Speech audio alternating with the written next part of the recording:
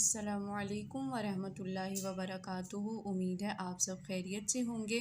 कल हमने तख्ती नंबर 9 शुरू की थी कि जिसमें हमने हरकात, तनवीन, खड़ी ज़बर, खड़ी ज़ेर, उल्टा पेश, हरूफ मद्दा और हरूफ लीन की हमने मश्क की थी। और हमने हरूफ मद्दा और लीन की पहचान भी सीखी कि हमें किस तरह पता चलेगा कि हरूफ मद्दा और लीन किस तरह हमें लफ्ज़ में पता चलेगा कि हरूफ मद्दा हैं या हरूफ लीन हैं।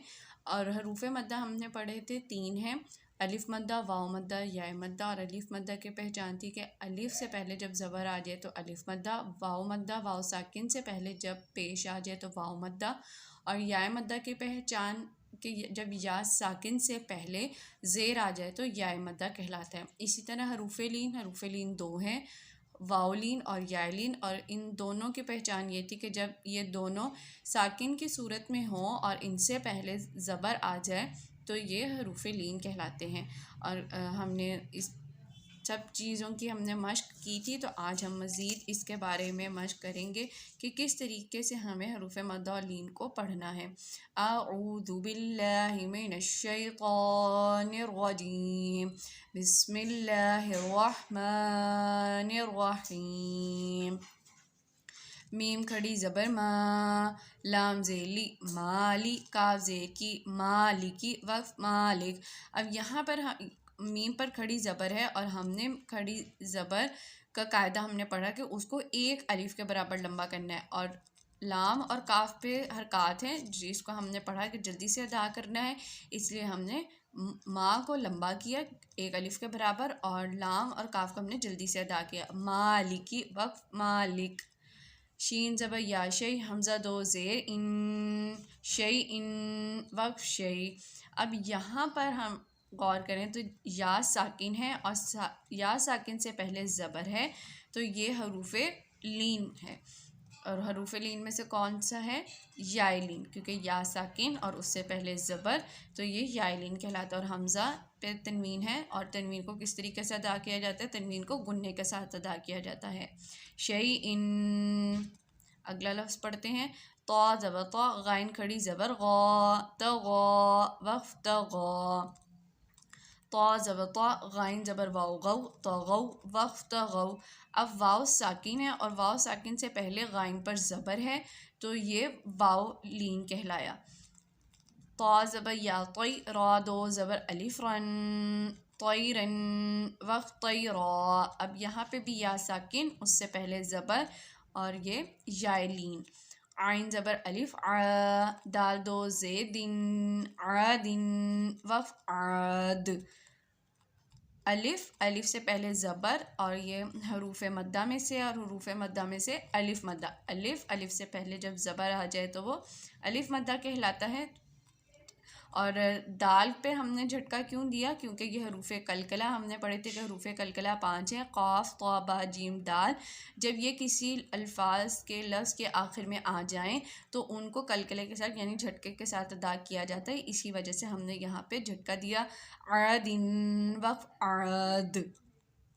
आइन ज़बर आ, लाम खड़ी ज़बर ल, अल, वफ़ अल। आइन ज़बर या, आई, नून दो पेश नुन, आइनुन, वक़्फ आइन। अब यहाँ पे भी या साकिन, उससे पहले ज़बर, ये भी यालीन कहलाया।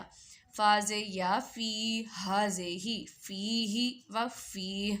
अब या साकिन, उससे पहले ज़ेर, तो यह हरूफ मद्दा में से या मद्दा है। क़ाफ़ ज़बर अलिफ क़ा, लाम ज़बर ला, क़ाला, वफ़्फ क़ाल। क़ाफ़ ज़बर वाव क़ौ, लाम दो पेश लुन, क़ौलुन, वफ़्फ क़ौल। काफ ज़बर अलिफ का, नून ज़बर ना, काना, वफ़्फ कान। काफ ज़बर या, कई, दाल दो ज़बर अलिफ दन, कई दन, वफ़्फ कैदा। काफ ज़बर या, कई, फ़ा ज़बर फ़ा, कई फ़ा, वफ़्फ कैफ़। लाम ज़बर वाव लौ, हा दो ज़े हिन, लौहिन, वफ़्फ लौह। लाम ज़बर या, लई, सीन ज़बर सा, लईसा, वक़्फ लईस। मीम ज़बर अलिफ मा, लाम दो ज़बर अलिफ लन, मालन, वफ़्फ माला। नून ज़बर अलिफ ना, रा दो ज़बर अलिफ रन, नारन, वफ़्फ नारा। मीम ज़बर अलिफ मद मा, हमज़ा दो ज़े इन, मा इन वफ मा। वाव ज़बर या वई लाम दो पेश लुन वैलुन वफ वैल। या ज़बर वाव यौमिन दो ज़े मिन यौमिन वफ यौम। या ज़बर या रा ज़बर रा या रा ह उल्टा पेश हु या रा हु वफ या रा। हा ज़बर अलिफ हा सीन ज़े सी हासी। दाल दो ज़े दिन हासिदिन वफ हासिद। अब यहाँ पर भी आखिर में दाल है हरूफ कलकला में से, इसलिए हमने यहाँ पे झटका दिया। हा ज़बर अलिफ हा फा ज़े फ़ी हाफ़ी। गा दो पेज़ुन हाफ़िज़ुन वफ हाफ़िज़। दाल ज़बर अलिफ दा फ़ा ज़े फ़ी दाफ़ी। क़ाफ़ दो ज़े क़िन दाफ़िक़िन वफ दाफ़िक़। यहाँ पे भी हरूफ कलकला में से क़ाफ़ है, इसको झटके से अदा किया जाएगा। शीन ज़बर अलिफ शाह हा ज़े ही शाही। दाल दो ज़े दिन शाहिदिन वफ शाहिद। आइन ज़बर अलिफ आ बा ज़ेबी अरबी। दाल दो पेश दुन अरबिदुन वफ आबिद। शाहिदिन और आबिदुन भी, ये दोनों भी हरूफ कलकला की मिसालें हैं, आखिर में इन दोनों के दाल है तो इनको झटके से अदा किया जाएगा।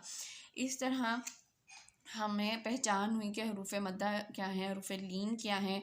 और बार बार इन तमाम एराब की मशक़ करने का मकसद यही है कि हमें जो कायदा है इनके हरकत का, तनवीन का या खड़ी ज़बर खड़ी ज़ेर उल्टा पेश का, हरूफ मद्दा का या हरूफ लीन का, कि हमें अच्छे तरीके से पहचान हो जाए कि किस तरीके से हमें पता चलेगा कि ये इनको पढ़ा जाएगा। हमें इनके कायदों को अच्छे तरीके से याद कर लेना है कि हरकत का, तनवीन का या हरूफ मद्दा लीन का, इन सब के कायदे क्या हैं, इनका किस तरीके से अदा करने का इनका हुक्म है। और हमें उन अल्फाज की पहचान करनी है ख़ास तौर पे, जैसे कि हरूफ मद्दा या हरूफ लीन है। जब हमें पता होगा कि ये हरूफ मद्दा है और ये हरूफ लीन है और इन दोनों के कायदे हमें पता होंगे कि हरूफ मद्दा को एक अलिफ के बराबर लंबा करते हैं और हरूफ लीन को जल्दी से अदा करते हैं। और ये उनसे पहले जब या साकिन है या वाव साकिन है और उनसे पहले ज़बर है, ज़ेर पेश है, जब हमें ये सब पहचान होगी तो हम बेहतरीन तरीके से अल्फाज की अदायगी कर सकेंगे।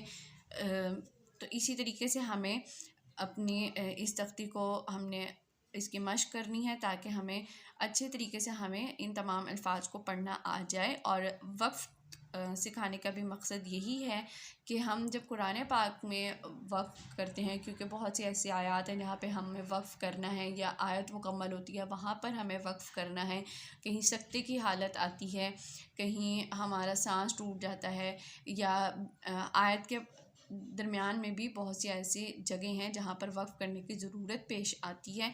तो हमें पहचान होनी चाहिए कि हमें इन अल्फाज पर किस तरीके के साथ वक्फ़ करना है।